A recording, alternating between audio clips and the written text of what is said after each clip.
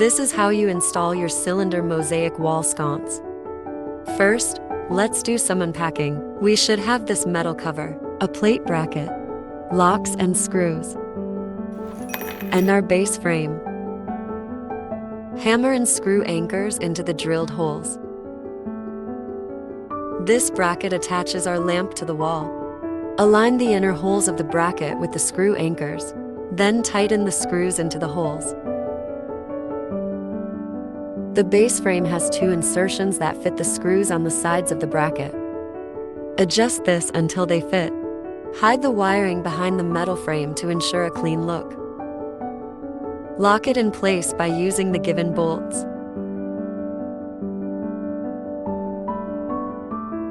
Now grab the light bulb and twist it into the socket. Install the cylinder mosaic by squeezing the clips together and pushing it through. Do the same action for the bottom cover. Plug it and watch the magic.